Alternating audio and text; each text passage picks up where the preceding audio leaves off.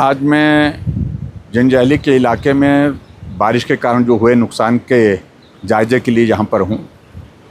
रास्ता बंद होने की वजह से संभव नहीं था, सड़क मार्ग बिल्कुल पूरा टूटा हुआ है। इसलिए मैंने जो चॉपर है उसके लिए आग्रह किया।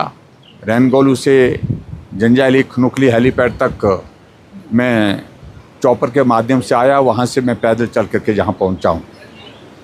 और जब हेलीकॉप्टर से मैंने जब चारों तरफ सराय विधानसभा क्षेत्र का जो प्रभावित क्षेत्र है, जो बाढ़ के कारण जिसमें बहुत बड़ा नुकसान हुआ है, उसको सबको देखा।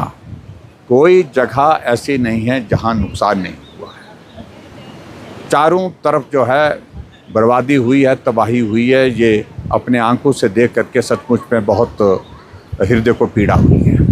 अभी मैं जहाँ जो पहुँचा हूँ, मैं जंजैहली का, ये हमारा पांडवशिला का इलाका है जो पर्यटन की दृष्टि से बहुत प्रसिद्ध भी है।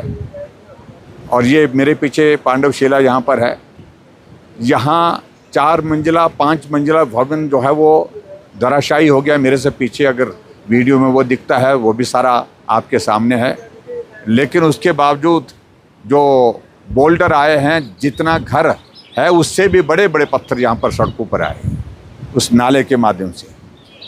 लेकिन पांडवशिला जैसे थी वैसे की वैसी है। पानी चारों तरफ था, पानी ऊपर से भी निकल गया, लेकिन उसके बावजूद पांडवशिला ज्यों की त्यों रही।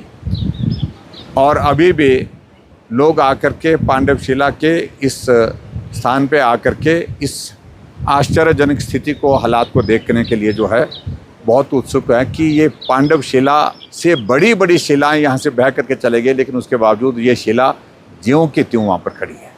लेकिन कुल मिलाकर के मुझे इस बात को लेकर के इतना ही कहना है कि प्रशासन भी आज मेरे साथ रहा। डिप्टी कमिश्नर, एसपी और एसडीएम यहाँ जंजैहली के इस दौरे में हमने बोंगरियाल चौक पंचायत, जंजैहली पंचायत, ढीमटारू पंचायत और उसके बाद हमारी ये धार जरोल पंचायत, ये सारी कुथा का इलाका, कुथा जो हमारा पड़ता है, तुंगाधार जो हमारी पंचायत पड़ती है उसके अंतर्गत पड़ता है, भारी तबाही हुई है।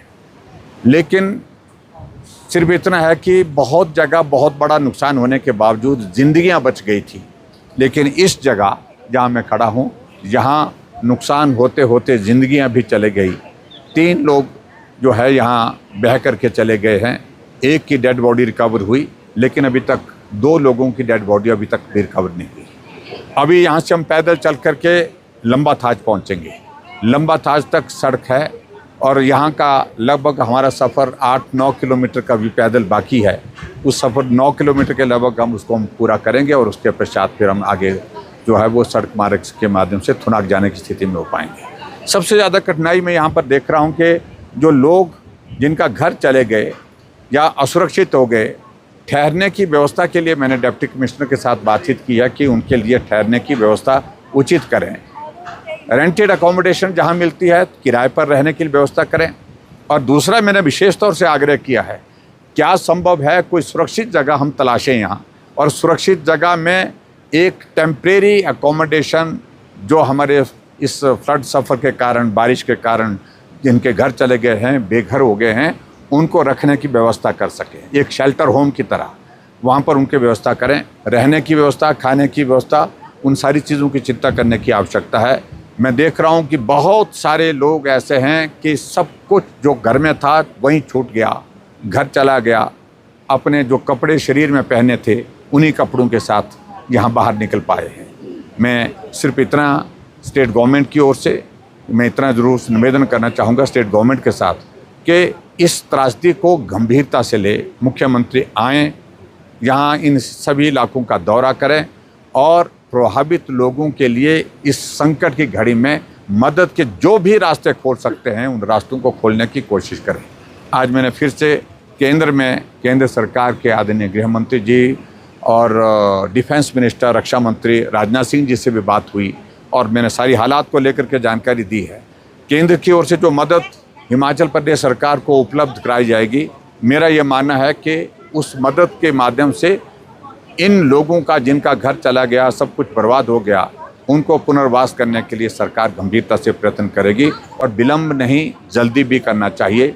और जल्दी का मतलब मेरा है कि आने वाले समय में बरसात के बाद तुरंत सर्दी का मौसम होता है, पर उस सर्दी के मौसम में और भी परेशानी होगी, बाहर बर्फ़ होगी, रहने के लिए जगह नहीं होगी। तो ऐसे में जल्दी से जल्दी उनके लिए व्यवस्था इस प्रकार से हो ताकि वो अपने परिवार के साथ थोड़ा आराम से रह सकें।